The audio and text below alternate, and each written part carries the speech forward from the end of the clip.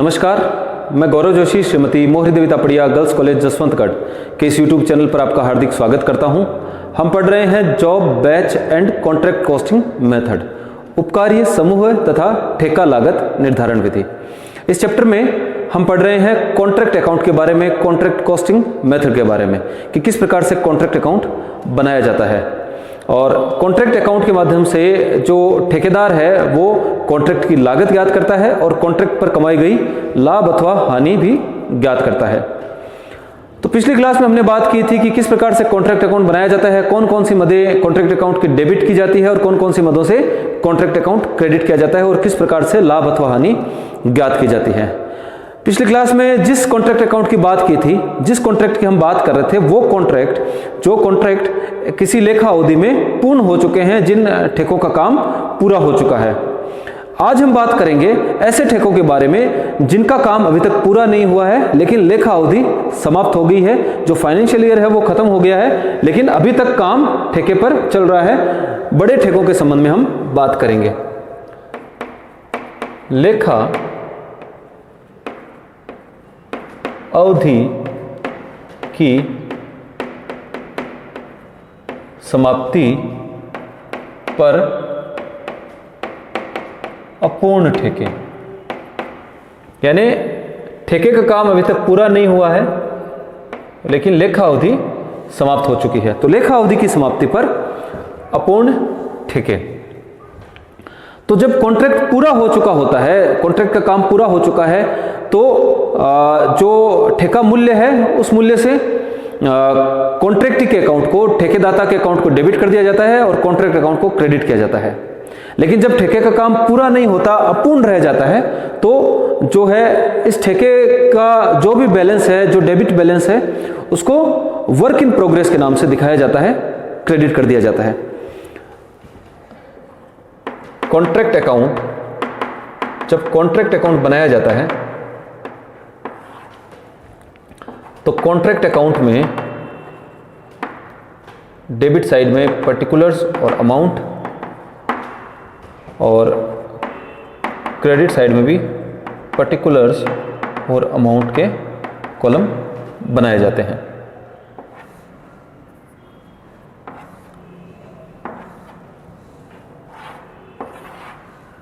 सभी खर्चों को डेबिट कर दिया जाता है, जो भी खर्चे हैं उनसे डेबिट कर दिया जाता है और कुछ मदों से जो है ठेका खाता को क्रेडिट किया जाता है। अब जब लेखा अवधि की समाप्ति पर जितना काम पूरा हो चुका है उस काम को प्रमाणित करवाया जाता है, क्योंकि जो ठेकादाता है, जो कॉन्ट्रैक्टी है, जिसने कॉन्ट्रैक्ट दिया है ठेकेदार को, वो ठेकेदार की बात पर यकीन नहीं करता। वो जितना काम पूरा हुआ है उसका प्रमाणीकरण करवाता है, उसको सर्टिफाइड करवाता है।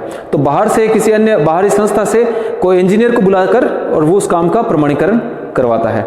तो जितना काम प्रमाणीकृत हुआ है और जिस काम का प्रमाणीकरण नहीं हुआ है, तो जो काम प्रमाणीकृत हो चुका है, जो काम इंजीनियर के द्वारा, किसी बाहरी संस्था द्वारा कि ठेके पर इतना काम कंप्लीट हो चुका है, उस काम को वर्क सर्टिफाइड कहते हैं। और जो काम अभी तक प्रमाणीकृत नहीं हुआ है उसको वर्क अनसर्टिफाइड कहते हैं। तो जो ठेके के संबंध में जिन मदों की हमने बात की थी, जो मदें डेबिट की जाती है उनसे ठेके को डेबिट कर दिया जाएगा, चाहे पूर्ण ठेका हो या लेखा अवधि के अंत में अपूर्ण ठेका हो। तो जो भी मदें, जिन मदों से डेबिट किया जाता है कॉन्ट्रैक्ट अकाउंट को, उनसे डेबिट कर दिया जाएगा और जिन मदों से कॉन्ट्रैक्ट अकाउंट को क्रेडिट किया जाता है उन सबसे क्रेडिट किया जाएगा। उसके बाद में ये देखा जाएगा कि कितना काम अभी तक सर्टिफाइड हो चुका है, उसको हम क्रेडिट साइड में दिखाएंगे बाय वर्क इन प्रोग्रेस के नाम से। तो जो भी काम पूरा हो चुका है लेखा अवधि की समाप्ति पर, हालांकि ठेका पूरा नहीं हुआ है लेकिन ठेके के संबंध में लेखा अवधि की समाप्ति पर जितना भी काम पूरा हो चुका है अभी तक, उस काम को हम वर्क इन प्रोग्रेस कहेंगे। और वर्क इन प्रोग्रेस जो अभी काम चल रहा है उसमें से कुछ भाग प्रमाणीकृत होगा और कुछ भाग अभी तक अप्रमाणीकृत होगा, अनसर्टिफाइड होगा। तो इस वर्क इन प्रोग्रेस को दो भागों में बांटकर दिखाएंगे क्रेडिट साइड में।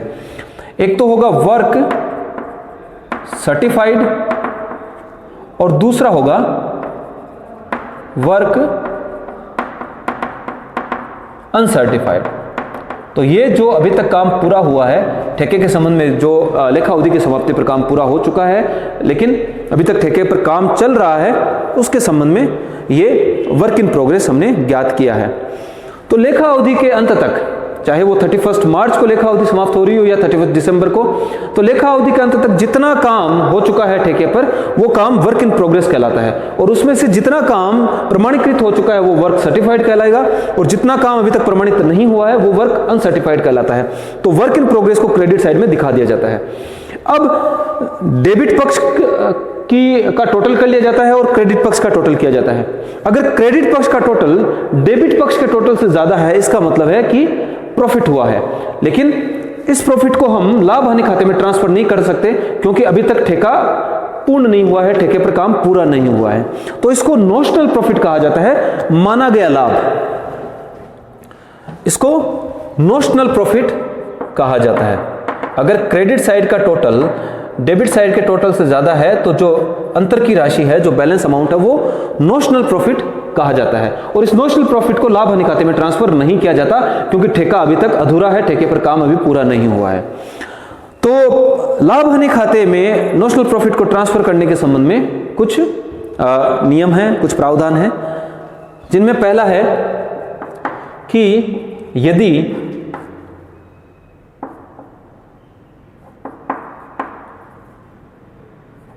प्रमाणीकृत कार्य जो कि वर्क सर्टिफाइड है, यदि प्रमाणीकृत कार्य ठेका मूल्य जो कॉन्ट्रैक्टर और कॉन्ट्रैक्ट के बीच में जो समझौता हुआ है ठेके के संबंध में, जो मूल्य ठेकादाता द्वारा चुकाया जाएगा ठेकेदार को, यदि प्रमाणीकृत कार्य वर्क सर्टिफाइड ठेका मूल्य के 1/4 1/4 1/4 से कम है तो लाभ हानि खाते लाभ की कोई भी राशि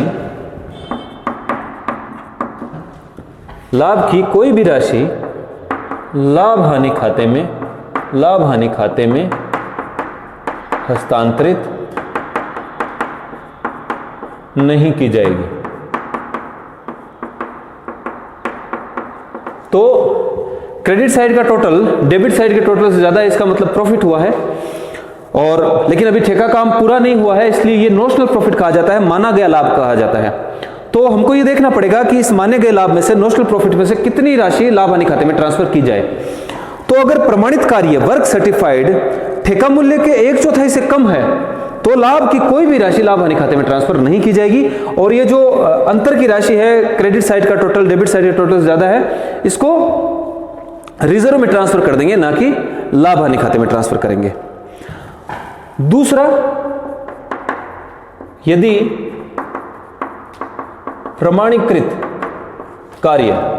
प्रमाणीकृत ठेका कार्य ठेका मूल्य के 1/4 से अधिक लेकिन आधे से कम है तो लाभ की निम्न प्रकार ज्ञात राशि लाभ हानि खाते में हस्तांतरित की जाएगी। तो क्या किया जाएगा, जो नोशनल प्रॉफिट हुआ है, जो अंतर की राशि है, नोशनल प्रॉफिट का 1/3 भाग लाभ हानि खाते में ट्रांसफर किया जाएगा। अगर प्रमाणीकृत ठेका कार्य जो ठेके का वर्क सर्टिफाइड है, वो अगर ठेका मूल्य के 1/4 से अधिक है लेकिन आधे से कम है, तो नोशनल प्रॉफिट का जो क्रेडिट साइड की राशि जो ज्यादा आ रही है डेबिट साइड से, उसका 1/3 भाग लाभ हानि खाते में ट्रांसफर किया जाएगा, और इसको ज्ञात किया जाएगा notional profit into 1/3 into cash received upon work certified, और फिर उसको भी किस अनुपात में बांटा जाएगा कि वर्क सर्टिफाइड के संबंध में जितनी राशि प्राप्त हुई है उस अनुपात में। तो लाभ की राशि जो लाभ हानि खाते में ट्रांसफर की जाएगी नोशनल प्रॉफिट में से, वो की जाएगी नोशनल प्रॉफिट का 1/3 भाग, और वो भी किस अनुपात में, कैश रिसीव्ड का जो वर्क सर्टिफाइड से जो अनुपात है। जो वर्क सर्टिफाइड हो चुका है, जो काम प्रमाणीकृत हो चुका है, उसका कुछ प्रतिशत जो है ठेकेदार को ठेकेदाता द्वारा चुका दिया जाता है, क्योंकि ठेकेदार को राशि तो चाहिए, ठेकेदार द्वारा काम किया जा रहा है और खर्चा भी उसका हो रहा है, तो ठेकेदार ये चाहेगा कि जितना काम हो चुका है, जो काम प्रमाणित हो चुका है, उसका कुछ प्रतिशत जो है राशि ठेकेदाता द्वारा ठेकेदार को प्राप्त हो जाए। तो वर्क सर्टिफाइड का 1% के रूप में राशि नगद में दे दी जाती है ठेकेदाता द्वारा ठेकेदार को।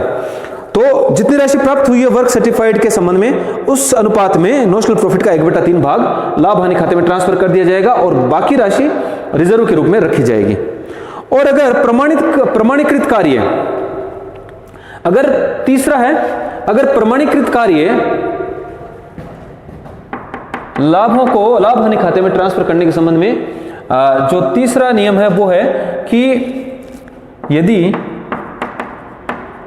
प्रमाणीकृत कार्य ठेका मूल्य के आधे के 1/2 या आधे से अधिक हो, और अगर जो ये वर्क सर्टिफाइड है ये ठेका मूल्य के कॉन्ट्रैक्ट प्राइस के आधे या आधे से अधिक हो, तो फिर लाभ हानि खाते में जो राशि ट्रांसफर की जाएगी वो नोशनल प्रॉफिट का 2/3 भाग लाभ हानि खाते में ट्रांसफर कर दिया जाएगा। और किस अनुपात में, कैश रिसीव्ड का वर्क सर्टिफाइड से जो अनुपात है, जितना काम पूरा हो चुका है उसके संबंध में जो नगद राशि प्राप्त हो गई है उसका जो अनुपात है, उस अनुपात में नोशनल प्रॉफिट का 2/3 भाग लाभ हानि खाते में ट्रांसफर कर दिया जाएगा और शेष राशि जो है रिजर्व के रूप में रखी जाएगी। अब एक ऐसी स्थिति भी हो सकती है कि अपूर्ण ठेके के संबंध में कि डेबिट पक्ष का योग क्रेडिट पक्ष के योग से अधिक हो, यानी कि डेबिट साइड का टोटल क्रेडिट साइड के टोटल से ज्यादा है। इसका मतलब हुआ है कि अपूर्ण ठेके के संबंध में हानि हुई है, लॉस हुआ है। तब क्या किया जाए? तो अगर अपूर्ण ठेके के संबंध में हानि हुई है तो पूरी की पूरी हानि लाभ हानि खाते में ट्रांसफर कर दी जानी चाहिए। जो रूढ़िवादिता सिद्धांत है लेखांकन का, उसके अनुसार, कंजर्वेटिव कॉन्सेप्ट के अनुसार हानि की पूरी राशि को लाभ हानि खाते में ट्रांसफर कर दिया जाना चाहिए। तो एक बार मैं दोहरा दूं फिर से शॉर्ट में कि अपूर्ण ठेके के संबंध में जितना काम पूरा हुआ उसको वर्क इन प्रोग्रेस के रूप में क्रेडिट साइड में दिखाया जाता है, और बाकी डेबिट और क्रेडिट साइड में जो नॉर्मली हम पूर्ण ठेके के संबंध में जो मदों की बात कर रहे थे, जिनको डेबिट और क्रेडिट किया जाना चाहिए, वो डेबिट और क्रेडिट की जाती है। लेकिन जितना काम हो चुका है अब तक पूरा, उसको वर्क इन प्रोग्रेस के रूप में दिखाया जाता है और उसको भी 2 टुकड़ों में दिखाया जाता है। वर्क इन प्रोग्रेस में जितना काम सर्टिफाइड हो चुका है उसको वर्क सर्टिफाइड के रूप में, और जो काम अभी तक सर्टिफाइड नहीं हुआ है उसको वर्क अनसर्टिफाइड के रूप में। फिर दोनों पक्षों का टोटल किया जाता है और अंतर ज्ञात किया जाता है। अगर क्रेडिट साइड का टोटल डेबिट साइड के टोटल से ज्यादा है, इसका मतलब लाभ हुआ है, लेकिन अभी तक ठेका कार्य पूरा नहीं हुआ है, इसलिए इसको अभी तक लाभ हानि खाते में ट्रांसफर नहीं किया जाएगा। इसको नोशनल प्रॉफिट माना जाएगा, काल्पनिक लाभ माना जाएगा। और जो काल्पनिक लाभ है उसको लाभ हानि खाते में ट्रांसफर करने के संबंध में नियम है कि अगर प्रमाणित कार्य वर्क सर्टिफाइड ठेका मूल्य के 1/4 भाग से कम है तो नोशनल प्रॉफिट की कोई भी राशि लाभ हानि खाते में ट्रांसफर नहीं की जाएगी। नोशनल प्रॉफिट की पूरी राशि रिजर्व के रूप में रखी जाएगी। अगर दूसरा है, अगर वर्क सर्टिफाइड जो प्रमाणित ठेका कार्य है वो ठेका मूल्य के 1/4 या 1/4 से अधिक, लेकिन आधे से, ठेका मूल्य के आधे से कम है, तो फिर जो नोशनल प्रॉफिट है, जो काल्पनिक लाभ है, उसमें से उसका 1/3 भाग लाभ हानि खाते में ट्रांसफर किया जाएगा, और वो 1/3 भाग भी जो वर्क सर्टिफाइड का कैश रिसीव से जो अनुपात है उस अनुपात में ट्रांसफर किया जाएगा। इस सूत्र के द्वारा लाभ की राशि ज्ञात की जाएगी और वो राशि लाभ हानि खाते में ट्रांसफर की जाएगी और शेष राशि रिजर्व के रूप में रखी जाएगी। तीसरा नियम है कि यदि प्रमाणीकृत कार्य वर्क सर्टिफाइड ठेका मूल्य के आधे या आधे से अधिक है तो नोशनल प्रॉफिट की 2/3 भाग लाभ हानि खाते में ट्रांसफर कर दिया जाएगा, और इस सूत्र के द्वारा जो है लाभ हानि खाते में ट्रांसफर की जाने वाली राशि ज्ञात की जाएगी। अब अगर जो अपूर्ण ठेका है उसके संबंध में अगर हानि हुई है, डेबिट साइड का टोटल क्रेडिट साइड के टोटल से ज्यादा है, इसका मतलब हानि हुई है, तो हानि की पूरी राशि लाभ हानि खाते में ट्रांसफर कर दी जाती है। जो लेखांकन का रूढ़िवादिता सिद्धांत है, कंजर्वेटिव कॉन्सेप्ट है, उसके अनुसार ये किया जाता है। तो आज के लिए इतना ही। मैं आशा करता हूं कि आज की क्लास में हमने जो भी पढ़ा आपको अच्छे से समझ में आया होगा। इस वीडियो को लाइक कीजिए, शेयर कीजिए, हमारे YouTube चैनल को सब्सक्राइब कीजिए। धन्यवाद।